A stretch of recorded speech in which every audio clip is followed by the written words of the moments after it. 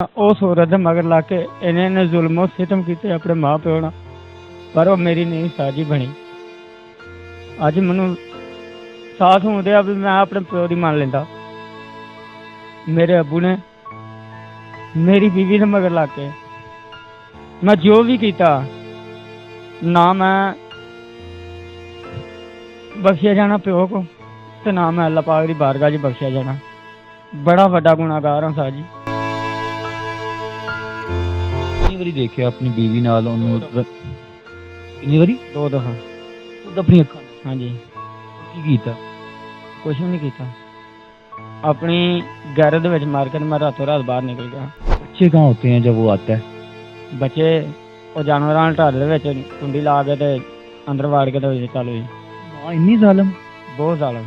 बीवी ते चलो मां नहीं डैन, बच्चों का खून भी नहीं डैन, मां नहीं। मां के नाम ते काले के। अस्सलामुअलैकुम नाज़रीन, आपका मेज़बान साइम राजपूत और आप देख रहे हैं पब्लिक पॉइंट न्यूज़। नाज़रीन, दोस्तों के लिए, खासकर उन दोस्तों के लिए जो अपने दोस्तों को बड़ा जिगरी समझते हैं, उनके लिए ये आज की वीडियो रखने जा रहा हूँ। और इस वीडियो को लाजमी शेयर भी करिएगा और अपने उन दोस्तों को टैग भी करिएगा और आप इस वीडियो को लाजमी सुनिएगा। नाज़रीन, ये भाई साहब जो कि हमारे पास आज स्टूडियो में मौजूद हैं, इनकी कहानी आपके सामने रखने जा रहा हूँ कि ये अपने ही बचपन के दोस्त को, जिसको साथ खिलाते थे और साथ में इतनी जिंदगी गुजारी कि अब इनके घर आना स्टार्ट हो गया और घर आते आते इन्हीं की इज्जतों से खेलने लग गया।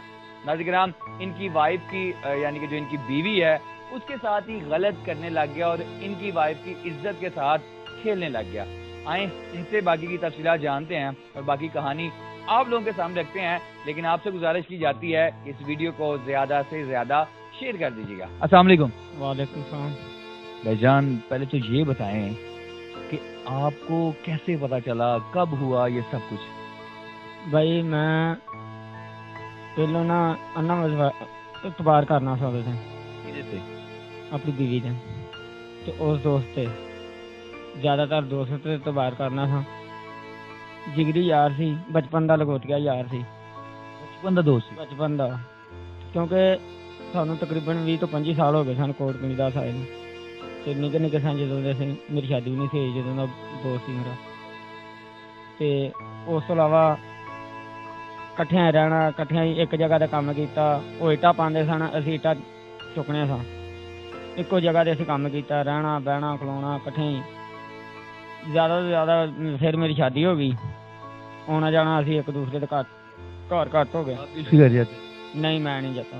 कोई आप ही घर आता? नहीं, जो तकरीबन 2 साल हो गए 3 टैंट लान जाने सा विआह शादियों के।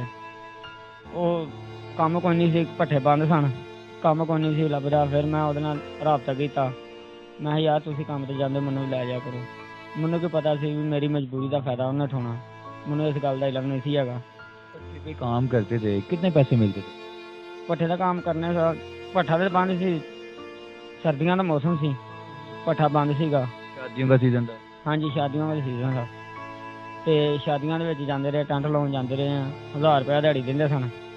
माशाल्लाह बच्चों की शाम रोटी लाई दी थी। कितने बच्चे हैं आपके? 4 बच्चे हैं, 3 बेटियां 1 बेटा। 3 बेटियां और 1 बेटा। और उस दोस्त को कैसे अपने घर ले जाना शुरू कर दिया? मैं 1-2 दफा ना टाइम ना घर चले जाना हाँ, दरवाजा खड़का के बाहरों बाहर ही उन्होंने लै जाके काम से चल जाना। वो 1-2 दफा लेट आए काम तो, मेरी अख नहीं खुली। वो फोन मेरे नंबर तक करता रहा, मैं नंबर साइलेंट पर ला के सौ जाना था। रात 11 बजे 12 बजे समान समेट के आईदा सी, ते जिहदी वजह नाल ना सानू अद्धी रात जिहड़ी बाहर ही गुजर जाती सी। ते आईदा सी ते 1-2 दफा मैं नहीं गया, वो घर आया, मैं घर नहीं टकरिया। मुड़ के फिर घरों आवाज आई भी घर कोई नहीं है, भाभी कितने गया बुला। भाभी भी कहता था? भाभी भी कहता था, आंदा तू मेरे तो वड्डी है, वो मेरा वड्डा भरा है, तू मेरी भाभी मां है।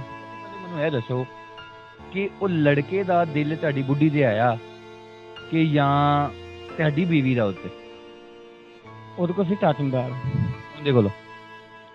ਇਹਦਾ ਮੋਬਾਈਲ ਸੀ ਖਰਾਬ, ਮੇਰੀ बीवी ਦਾ मोबाइल से बटना वाला छोटा कि वो मोबाइल से वो खराब सी, जिहदी वजह नाल उन्हें आखिया भाभी आ कि टुटा मोबाइल ले फिरने। उन्हें आखिया तू एडा जी चंगा, इन्ना तू भरजाई का शौक, भरजाई का दुख होंदा तू मोबाइल दे।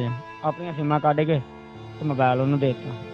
नाज़िर ये हो गया पैसे की बीमार, यानी कि पैसे दी लालची बुढ़ी निकली। ਹਾਂਜੀ ਪੈਸੇ ਦੀ ਲਾਲਚ ਨਿਕਲੀ। ਮੇਰੇ ਕੋਲ ਪੈਸਾ ਨਹੀਂ ਸੀ ਹੈਗਾ। ਆਸਾ ਉਹ ਮੇਰੀ ਗੈਰ ਮੌਜੂਦਗੀ ਮੇਰੇ ਘਰ ਆਉਣ ਲੱਗ ਗਿਆ। ਚਲੋ ਮੈਂ ਤੇ ਅੱਗੇ ਕੰਮ ਦੇ ਜ਼ਰੀਏ ਲਿਆਉਣਾ ਸਾਂ, ਹੁਣ ਮੈਂ ਉਹਦੇ ਤੋਂ ਲੜ ਲੁੜ ਕੇ ਮੈਂ ਸ਼ਿਵਪੁਰੇ ਚਲਾ ਗਿਆ। 2-2.5 ਮਹੀਨੇ ਹੋ ਗਏ ਨੇ। ਤੇ ਹੁਣ ਉਸ ਤੋਂ ਇਲਾਵਾ ਹੁਣ ਮੈਂ ਉੱਥੇ ਨਹੀਂ ਹੈਗਾ। ਤੇ ਹੁਣ ਕਿਹਦੀ ਵਜ੍ਹਾ ਨਾਲ ਜਾਂਦਾ? ਉਹਦੀ ਵਜ੍ਹਾ ਨਾਲ ਜਾਣ ਦਿਆ ਨਾ। ਉਹ ਬੁਲਾਉਂਦੀ ਤੇ ਆਉਂਦਾ ਨਾ। कितनी बारी देखे अपनी बीवी नाल ओनू? कितनी बारी? 2 ਦਫਾ। खुद अपनी अखां ਹਾਂਜੀ की कीता? ਕੁਛ ਵੀ ਨਹੀਂ ਕੀਤਾ। ਆਪਣੀ ਗੈਰਤ ਦੇ ਵਿੱਚ ਮਾਰ ਕੇ ਮੈਂ ਰਾਤੋਂ ਰਾਤ ਬਾਹਰ ਨਿਕਲ ਗਿਆ। इतनी बेबसी। ਲਾਚਾਰ ਸਾਂ, ਮਜਬੂਰ ਸਾਂ। ਸਿਰਫ ਬੱਚਿਆਂ ਦੀ ਇੱਜ਼ਤ ਵੇਖ। बच्चे कहाँ होते हैं जब वो आता है? ਬੱਚੇ ਉਹ ਜਾਨਵਰਾਂ ਵਾਲੇ ਢਾਰੇ ਦੇ ਵਿੱਚ ਕੁੰਡੀ ਲਾ ਕੇ ਤੇ ਅੰਦਰ ਵਾੜ ਕੇ ਤੇ ਚੱਲ ਜੀ। माँ इन्नी जालिम। ਬਹੁਤ ਜ਼ਾਲਮ। बीवी ते चलो ਮਾਂ ਨਹੀਂ ਡੈਣ। ਉਹ ਬੱਚਿਆਂ ਦਾ ਖੂਨ ਵੀ ਨਹੀਂ ਡੈਣ। ਮਾਂ ਨਹੀਂ। ਮਾਂ ਦੇ ਨਾਮ ਤੇ ਕਾਲੇ ਕੇ ਮਾਂ ਨਹੀਂ। ਤੁਹਾਨੂੰ ਕੌਣ ਦੱਸਦਾ? ਹੁਣ ਤੁਸੀਂ ਤੇ ਪਿੰਡ ਨਹੀਂ ਹੁੰਦੇ, ਤੁਹਾਨੂੰ ਕੌਣ ਦੱਸਦਾ ਹੈ ਕਿ ਉਹ ਆਂਦਾ ਹੈ? ਮਹੱਲੇ ਵਾਲੇ ਫੋਨ ਕਰਕੇ ਮੈਨੂੰ ਦੱਸਦੇ ਨੇ। ਮੈਂ 1-2 ਦਫਾ ਬਾਹਰੋਂ ਬੱਚਿਆਂ ਨੂੰ ਮਿਲਣ ਵੀ ਗਿਆ। ਤਾਲਾ ਲੱਗਾ ਹੁੰਦਾ। ਮੈਂ ਬੱਚਿਆਂ ਨੂੰ ਪੁੱਛਿਆ, ਮੈਂ ਕਿਹਾ ਤੁਹਾਡੀ ਮਾਮਾ ਕਿੱਥੇ ਹੈ? ਪਾਪਾ ਜੀ ਉਹ ਅੱਜ ਬਾਜ਼ਾਰ ਗਈ ਹੈ, ਜਾਂ ਸ਼ਹਿਰ ਗਈ ਹੈ, ਜਾਂ ਲਾਹੌਰ ਗਈ ਹੈ। ਮੈਂ ਕਿਹਾ ਕਿਹਦੇ ਨਾਲ? ਪਤਾ ਨਹੀਂ। ਬੱਚਿਆਂ ਨੂੰ ਕਿਹੜਾ ਦੱਸ ਕੇ ਜਾਂਦੀ ਹੈ? राम ये भाई भट्टे पे काम करता है और इसकी लाचारी ये देखें आप, ये बेचारा कुछ भी नहीं कर सकता। 2 बार अपनी बीवी को किसी और मर्द के साथ रंग नलियां मिलवाते हुए देखा है, लेकिन कुछ भी नहीं कर सका। पुलिस के पास नहीं गए? ਗਿਆ था 1-2 दफा। क्या हुआ? कुछ नहीं। क्या बताया उन्हें जाके? ਉਹਨੂੰ ਕਿਹਾ ਵੀ ਇਹਨੇ ਗੈਰ ਬੰਦਾ ਮੇਰੇ ਘਰ ਆਉਂਦਾ ਮੇਰੀ ਗੈਰ ਮੌਜੂਦਗੀ 'ਚ।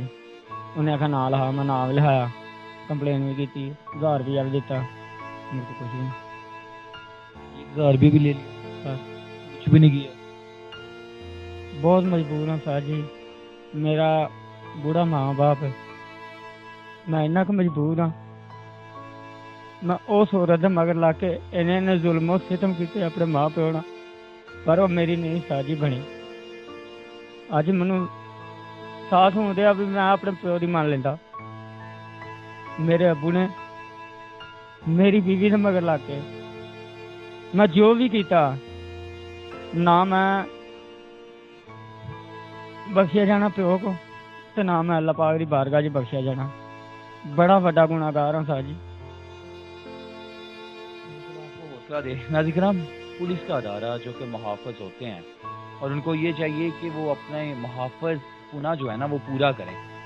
ये बेचारा भट्टे पे काम करता है और 500-600 रुपये दिहाड़ी लगा कर जब घर पहुंचता होगा और उसी बीवी के लिए ये कफालत करता होगा, उन बच्चों के लिए करता होगा, जब अपनी औरत को किसी और मर्द के साथ देखता होगा तो क्या खून खोलता होगा।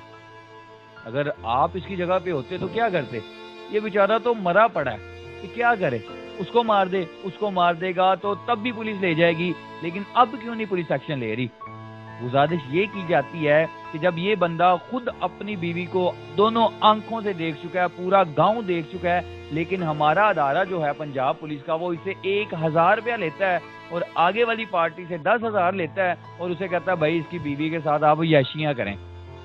नाज़िराम निकाह इसने किया, रंग नलियां कोई और मना रहा है, लेकिन ये बेचारा इतना लाचार और बेबस हो गया है कि आज ये मीडिया का सहारा ले रहा है। आईजी पंजाब साहब, आपसे गुजारिश की जाती है कि ये बेचारे के लिए कुछ ना कुछ किया जाए ताकि ये अच्छी ज़िंदगी गुजार सके। अपने बच्चों के लिए अभी भी लाहौर में मेहनत करता है, लेकिन वो बंदा अभी भी, जिसकी स्क्रीन पे तस्वीर भी जारी होगी, आप उस बंदे को देख सकते हैं, लेकिन वो दोस्त जो अपने दोस्तों को अपने घर में लेके जाते हैं, उनसे गुजारिश की जाती है कि हर दोस्त जो होता है उसकी तरबियत में कोई ना कोई फ़र्क होता है। हर दोस्त की, ये भी तो उसके घर जाता था, ये भी उसकी वाइफ पे नज़र रख सकता था, लेकिन नहीं, लेकिन उसकी तरबियत में कुछ ना कुछ फ़र्क रह गया।